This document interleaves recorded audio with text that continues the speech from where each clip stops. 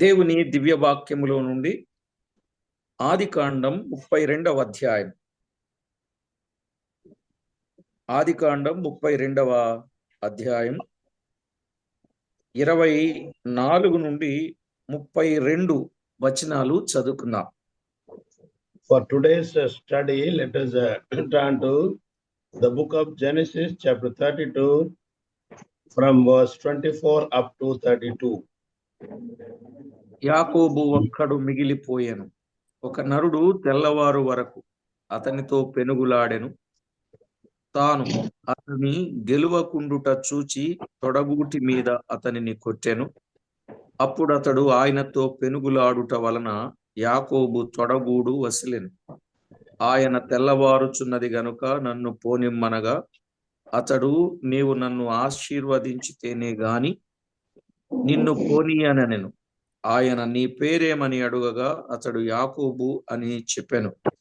అప్పుడు ఆయన, నీవు దేవునితోనూ మనుషులతోనూ పోరాడి గెలిచితివి గనుక ఇక మీదట నీ పేరు ఇశ్రాయేలే గాని యాకోబు అనబడదని చెప్పెను. అప్పుడు యాకోబు, నీ పేరు దయచేసి తెలుపుమనెను. అందుకైన, నీవు ఎందు నిమిత్తము నా పేరు అడిగితివని చెప్పి అక్కడ అతన్ని ఆశీర్వదించెను. యాకోబు, నేను ముఖాముఖిగా దేవుని చూచి తిని, అయినను నా ప్రాణము దక్కినదని ఆ స్థలమునకు పెనూయేలు అను పేరు పెట్టెను. అతడు పెనూయేలు నుండి సాగిపోయినప్పుడు సూర్యోదయమాయెను. అప్పుడు అతడు తొడగుంటుచు నడిచెను.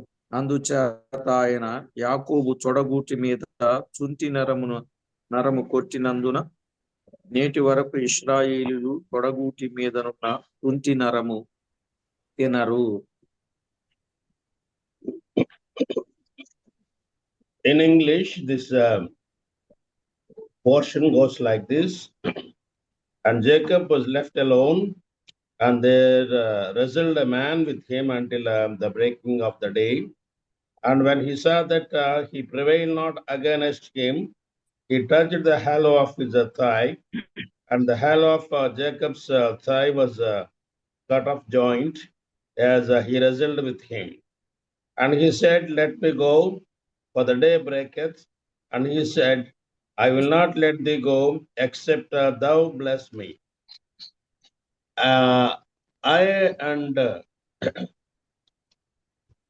And he said unto him, what is thy name? And he said, Jacob.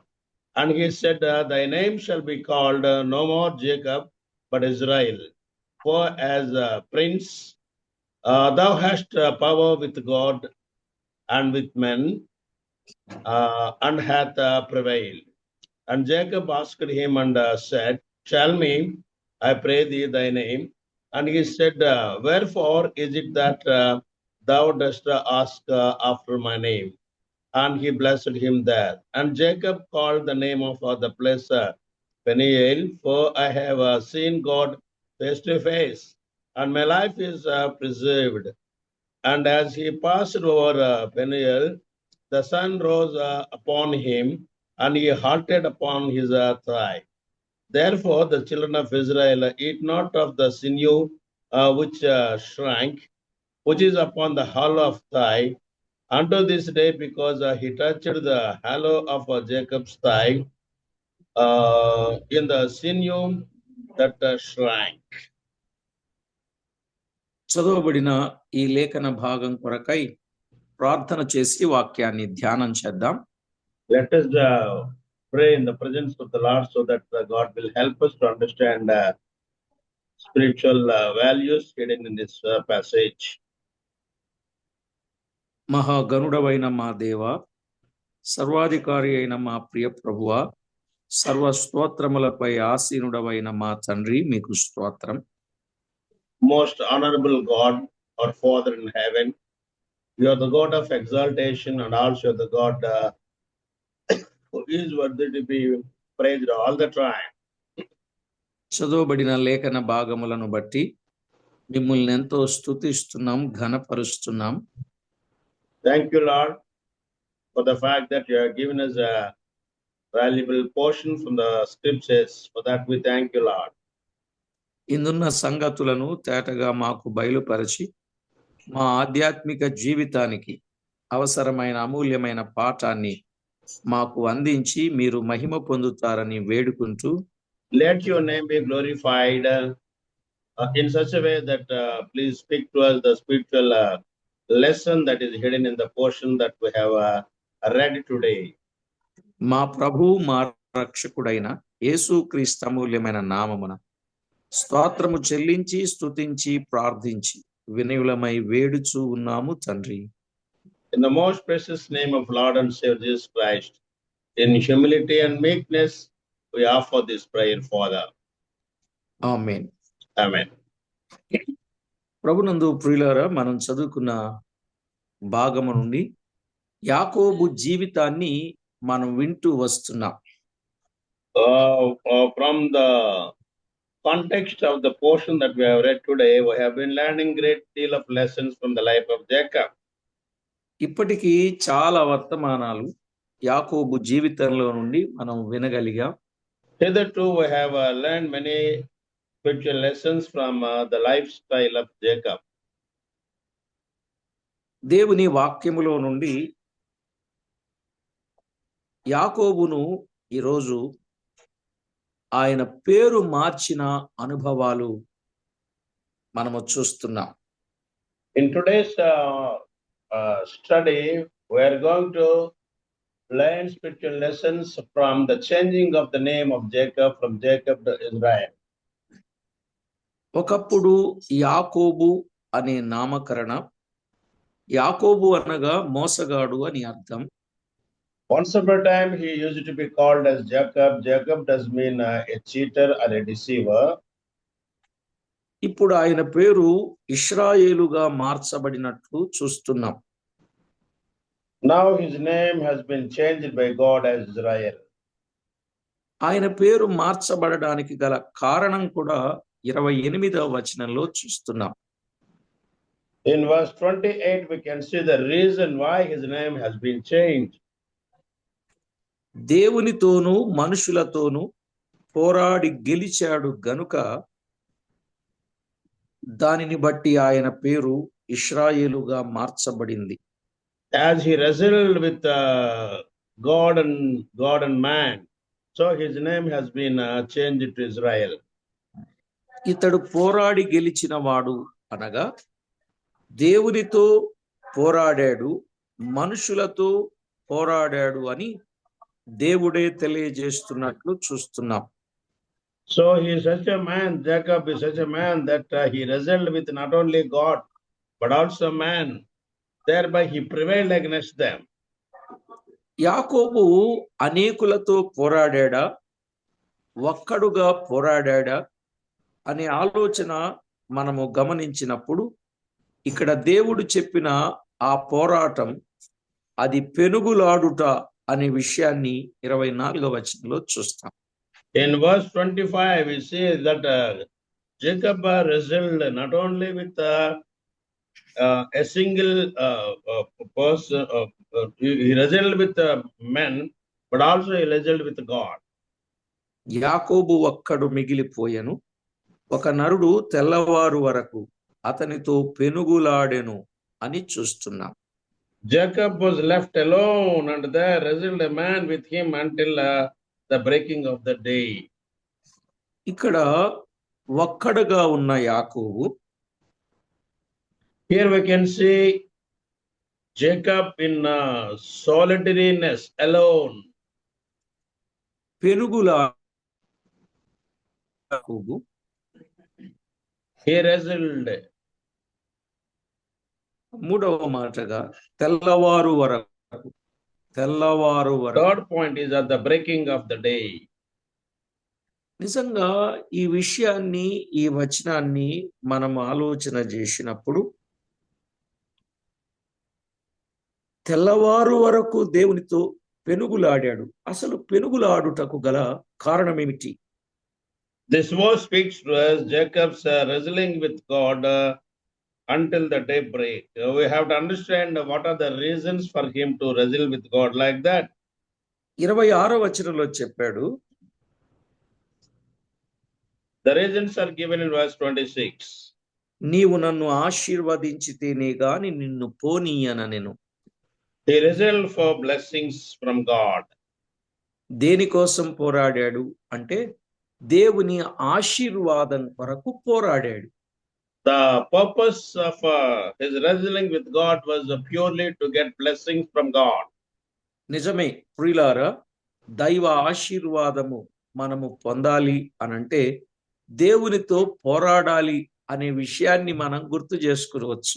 So to remember the fact that if we want to get divine blessing from the Lord, we have to wrestle in prayer. పోరాటము అనే మాటకు ప్రార్థన, పెనుగులాడుట అనే ఆ భావాలను మనము గుర్తించాలి. Wrestling does mean praying in the presence of the Lord.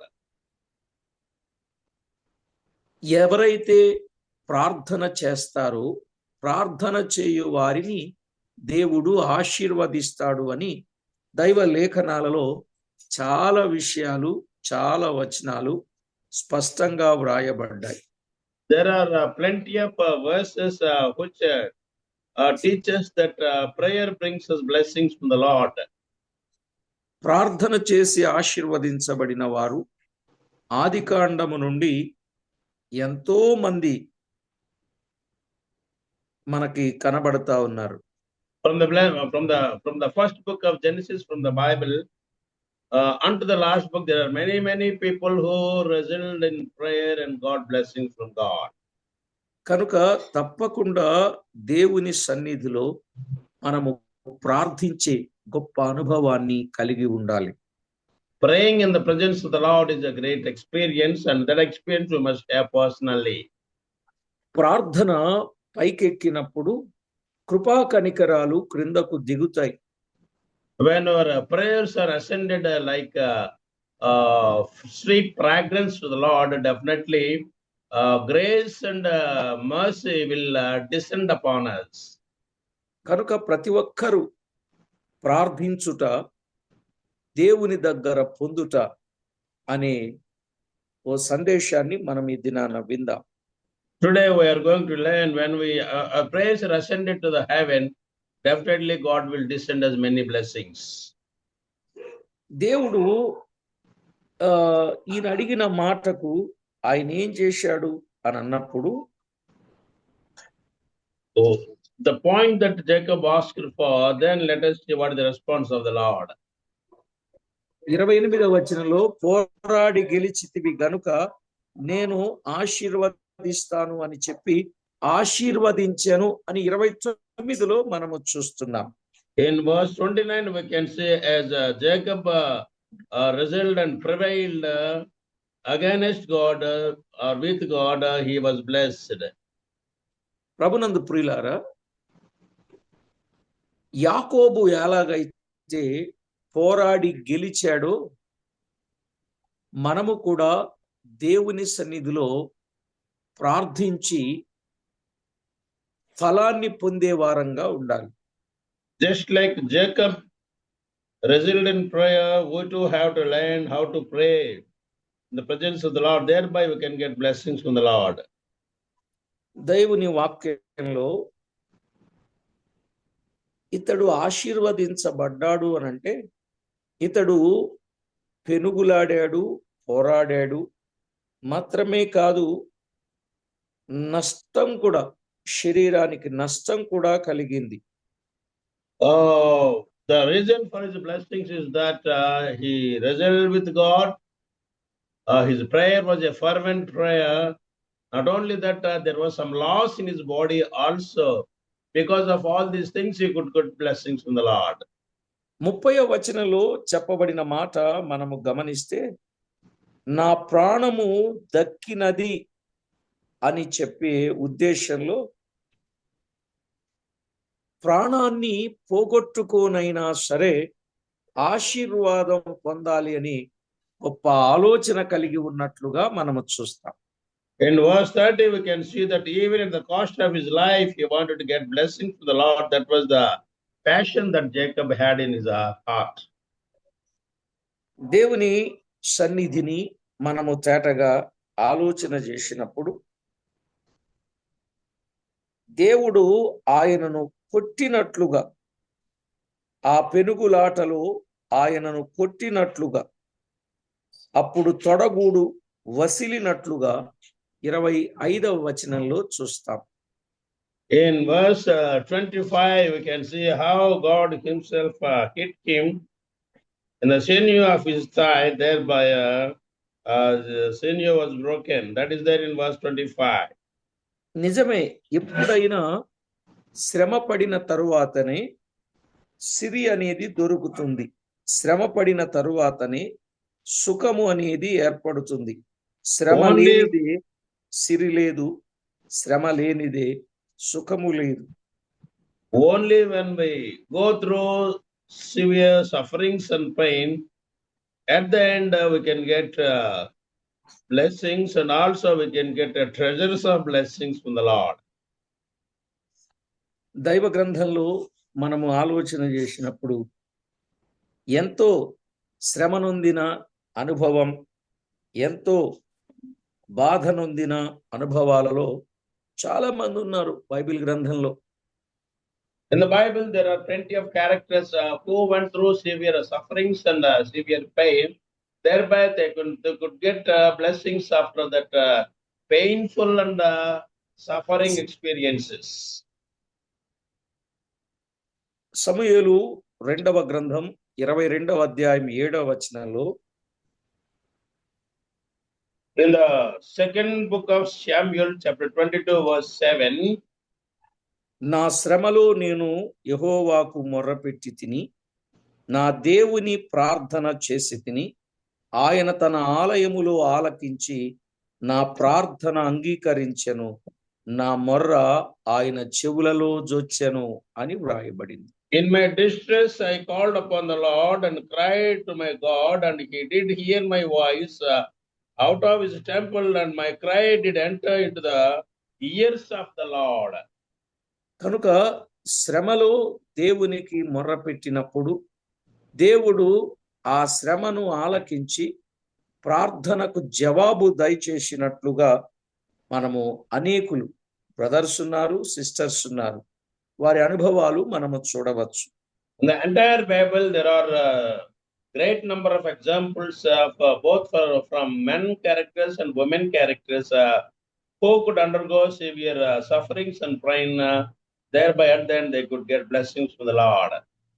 మనము హన్నా జీవితాన్ని కూడా చూస్తే ఆమె ఎంత శ్రమలో ఉందో, ఎంత దుఃఖములో ఉన్నదో, ఎంత వేదనలో ఉన్నదో, ఆమె దేవుని సన్నిధికి వచ్చి ప్రార్థించగా ప్రభు ఆమె ప్రార్థన వినినట్లు ప్రతిఫలం ఇచ్చినట్లు మనము చూస్తాం. In the life of Hannah, also we can see from from the context of great suffering, pain, and also humiliation, she could pray to the Lord, and thereby she could get blessing from the Lord. కాబట్టి మనలో ఎవరమైనా దేవుని యొక్క సన్నిధిలో ప్రార్థించినప్పుడు మన ప్రార్థన దేవుడు వినేవాడుగా ఉన్నాడు. God listens to such prayers, the prayers that come out of sufferings, that come out of pain, that come out of humiliation and also humbleness. సమూయేలు మొదటి గ్రంథం 1:10లో ఆ మాట మనము గమనిస్తాం. That verse regarding Hannah we could find from the book of 1 Samuel, chapter 1, verse 10. ఇక్కడ ప్రార్థన చేసిన వారిలో ఇదే సమూయేలు గ్రంథములో తన కొరకు ప్రార్థన చేసిన వారు ఉన్నారు, ఇతరుల కొరకు ప్రార్థన చేసిన వారు ఉన్నారు, ప్రజల పక్షముగా ప్రార్థన చేసిన వారు కూడా ఉన్నారు. There are three types of praying persons in 1 Samuel. There are prayers of single persons for themselves. There are persons who prayed for others, that is interceded for others, intercession. And there are other people who prayed for the nation as a whole. మీరు చదువుకుంటాను అంటే references చాలా ఉన్నాయి. సమూయేలు మొదటి గ్రంథం 7:9లో ఒక మాట, 8:6లో ఒక మాట. From chapter 7, verse 9 of 1 Samuel, we have one example. From chapter 8, verse 6, there is another example. ఇలాగున దైవ లేఖనాలలో ప్రార్థించి ప్రజల పక్షముగా ప్రయోజనాలను కలిగించిన వారు కూడా ఉన్నారు. There are such people who prayed on behalf of the people in the society, thereby they could get blessings onto others.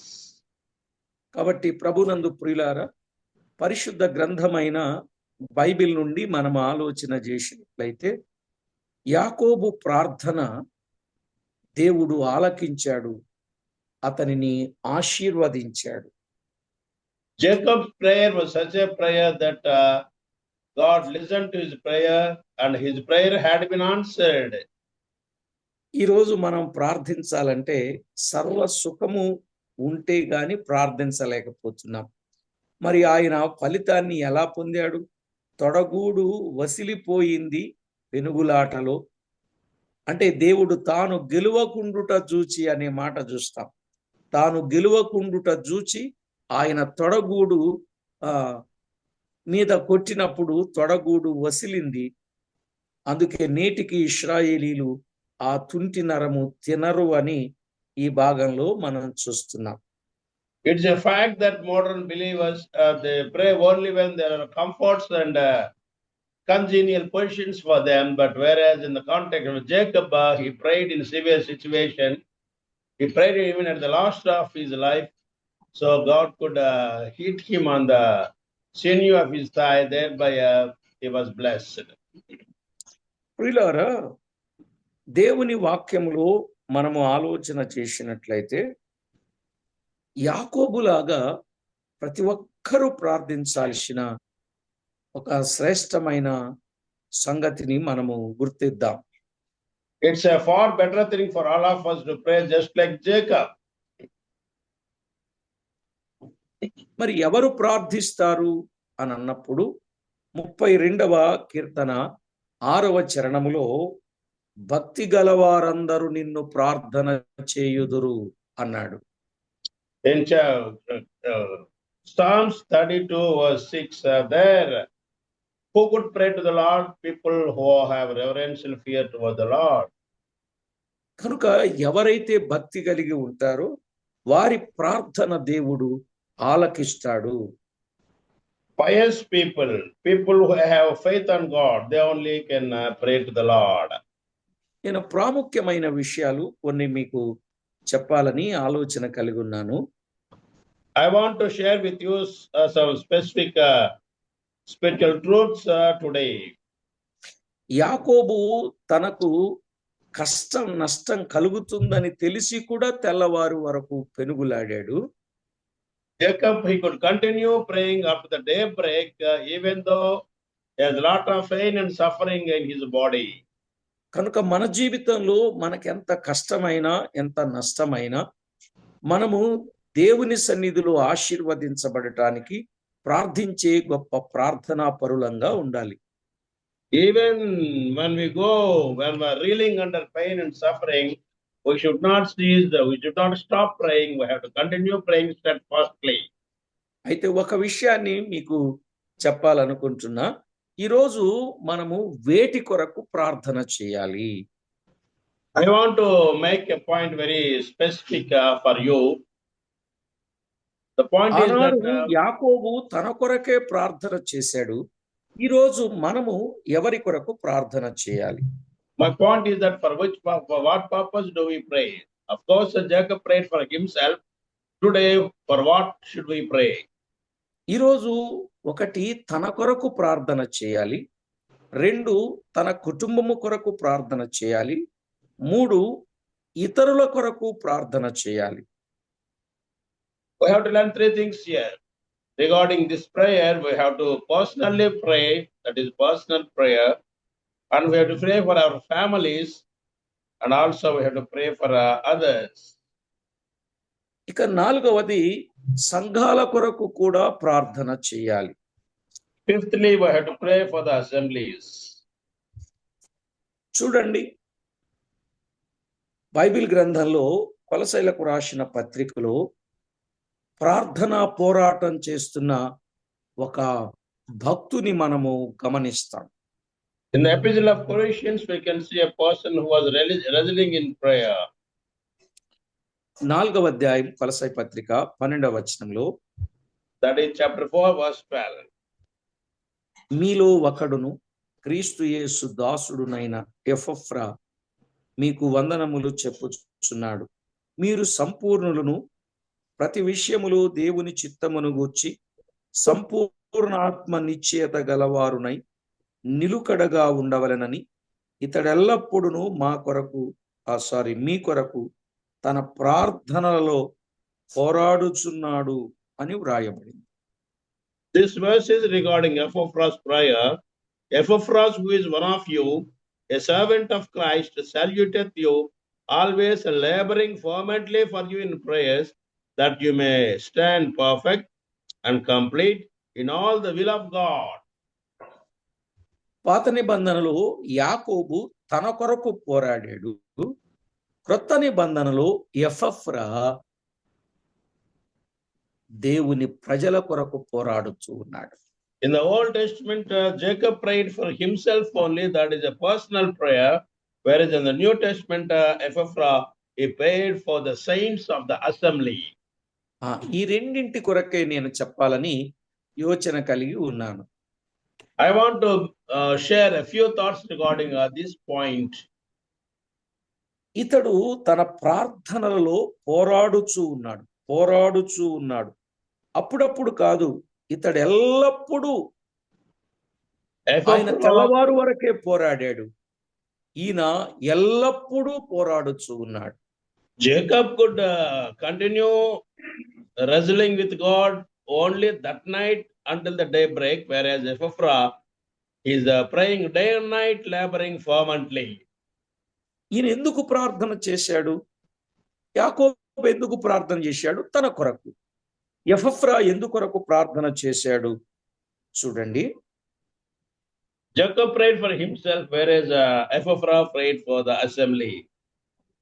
కొలసైలు గాని, లవదికయ వారు గాని, హీరాపోలి వారు గాని 3 సంఘాలలో రక్షించబడిన దేవుని ప్రజలు సంపూర్ణులగునట్లుగా ప్రార్థన చేస్తున్నాడు. Epaphras prayed for not only Colossians, but also Laodicea and also people from Hierapolis. He was praying for their complete faith on God. ప్రతి వ్యక్తి క్రీస్తునందు సంపూర్ణుడుగా మార్పు చెందాలండి. He was praying in such a bent of mind that all the saints in those assemblies, they must become complete in their faith on God. దేవా, సంఘాలలో ఉన్నవారు ప్రతివారు సంపూర్ణులు కావాలి అని ప్రార్థన చేస్తూ ఉన్నారు. So he was praying for the fullness of their faith in the presence of the Lord. ఆయన ఆత్మీయ తండ్రి అయితే, అంటే ప్రభువులోనికి నడిపించిన పౌలైతే సంపూర్ణులుగా చేయడానికి 5 పనులు చేశాడు. Epaphras prayed for the completeness of faith of those 3 assemblies, whereas Paul, the spiritual father, he prayed for 5 more things. Let us see what they are. కొలసై పత్రిక 1వ అధ్యాయం 28, 29 వచనాలు. For that we can turn to same epistle, that is a epistle of Colossians chapter 1 verse 28 and 29. ప్రతి మనుషుని క్రీస్తునందు సంపూర్ణునిగా చేసి ఆయన ఎదుట నిలువబెట్టవలనని సమస్త విధములైన జ్ఞానముతో మేము ప్రతి మనుషునికి బుద్ధి చెప్పుచు, ప్రతి మనుషునికి బోధించుచు ఆయనను ప్రకటించుచున్నాము. అందు నిమిత్తము నాలో బలముగా కార్యసిద్ధి కలుగచేయు ఆయన క్రియాశక్తిని బట్టి నేను పోరాడుచు ప్రయాసపడుచు ఉన్నాను అన్నాడు. Because of the strength and stamina that gives me, so I have been laboring for the fullness and completeness of the brethren there, thereby teaching for their wisdom and also to make them perfect. Whereunto I also labor, striving according his working, which worketh in me mightily. చదవబడిన ఈ లేఖనంలో ప్రతి మనుషుని క్రీస్తునందు సంపూర్ణునిగా చేయాలి. The main motto of Paul's prayer is that to make every believer complete and perfect in the sight of the సంపూర్ణునిగా Lord. చేసి దేవుని ఎదుట నిలువబెట్టాలి. దేవుని ఎదుట నిలువబెట్టాలి. It's not only to make believers complete and perfect, but also enabling them to stand in the presence of the Lord in that completeness and fullness. అందుకొరకు ప్రతి మనుషునికి ఒకటి బుద్ధి చెప్పేవాడు, For that, he was admonishing each believer. రెండు ప్రతి మనుషునికి బోధించేవాడు, Secondly, he was preaching to everybody. మూడు ఆయనను గూర్చి ప్రకటించేవాడు, Thirdly, he was proclaiming Jesus Christ for them. నాలుగు వారి విషయములో పోరాడేవాడు, Fourthly, he was fervently praying for them in agony. ఐదవది ప్రయాసపడేవాడు. Fifthly, he was taking a lot of efforts. కనుక ఇక్కడ ఈయన చేసిన పనిలో ప్రియులారా బుద్ధి చెప్పడం, బోధించడం, ప్రకటించడం, పోరాడడం, ప్రయాసపడమే చేశాడు. కానీ వీటితో పాటు ఎపఫ్రా ప్రార్థన కూడా చేశాడు, ప్రార్థనలో పోరాడాడు అని మనం చూస్తున్నాం. Paul could concentrate on 5 things in his prayers in order to make them complete, in order to give them spiritual wisdom, in order to preach them, in order to make them perfect. And he was preaching them, he was admonishing for them, he was wrestling for them. But whereas in extra, ఈరోజు Epaphras, he was wrestling for the believers of those 3 churches. మరి ఈరోజు ఎంతమంది ప్రతి వ్యక్తిని క్రీస్తునందు సంపూర్ణునిగా చేసి ఆయన ఎదుట నిలువబెట్టుటకు ఎంతమంది ఈ విధంగా పని చేస్తున్నారనేది మనం ఆలోచన చేయాలి. So we have to think and we have to examine ourselves. How many are there in modern assemblies who are praying to make the believers complete and perfect, and also to enable them to stand in the presence of the Lord without any defect? ఈరోజు ఎవరికి వాళ్ళే వారేమైనా మాకు అవసరం లేదు, మేము మా సంగతి అన్నట్టుగా ఉన్నారే తప్ప అయ్యో క్రీస్తునందు సంపూర్ణులుగా లేకపోయారని సేవకులు గాని, పెద్దలు గాని, పరిచారకులు గాని, పరిశుద్ధులు గాని మందిరానికి వచ్చే వారిని అలా పట్టించుకొని ఇలా పాఠం చెప్పే వాళ్ళు ఉన్నారంటారా? Even nowadays, modern believers' bent of mind is only for themselves. But where are they? Of course, even though they are elders, they are deacons, they are common believers, they are not mindful of making other believers complete and perfect and making them stand in the presence of the Lord. ఈరోజు ప్రార్థనకు వెళ్ళడం రావటం అంతేలాగుంది గాని ఇంతటి సత్యం దైవ లేఖనంలో ఉందని ఏ ఒక్కరు గుర్తించారు చెప్పండి? Of course, a modern believer, they shuttle between the assembly and their home. They don't mind about all the facts that Apostle Paul could have in his mind. ఈ రోజంతా షో చేసే క్రైస్తవులుగానే ఉన్నారు తప్ప సంపూర్ణులుగా మార్పు చెంది రేపు ప్రభువుతో పరలోకంలో ఉండాలని ఆశ గాని ఆలోచన గాని లేకుండా ఈరోజు ప్రజలు ఉన్నారండి. Nowadays, modern believer, he is a hypocritical believer. He is not genuine and he is a fake believer. But God wants such a false type believers in modern societies. ఈరోజు వ్యక్తిగతంగా ప్రార్థన లేదు, కుటుంబంగా ప్రార్థన లేదు, సంఘాలలో ప్రార్థన లేదు, సహవాసంలో ప్రార్థన లేదు, ఆ ప్రార్థన పోరాటము లేదు. ప్రతి వ్యక్తిని క్రీస్తునందు సంపూర్ణునిగా చేయాలని అసలు ఆలోచన వివేచనే లేకుండా వెళ్ళిపోతున్నారు. In modern believer, all these things are lacking, such as personal prayer, family prayer, praying for the other side, praying for the assembly, praying for the fellowship, and also making complete and full the other believers and make you stand in the presence of the Lord Nobody is bothered about such of these things. ఇలాంటి పరిస్థితులలో ప్రభు ఇంకా దీర్ఘశాంతం చూపిస్తా ఉన్నాడు. మనం ఇకనైనా ఇలాంటి సత్యాన్ని తెలుసుకొని మనము జాగ్రత్త పడి ప్రజలను జాగ్రత్త చేయాలనే ఉద్దేశంతో దేవుడు మనకు ఒక అవకాశం ఇస్తున్నాడు, ఆయుష్ పెంచుతున్నాడు అనేది కూడా ఈరోజు మనం నేర్చుకోవలసిన గొప్ప పాఠం.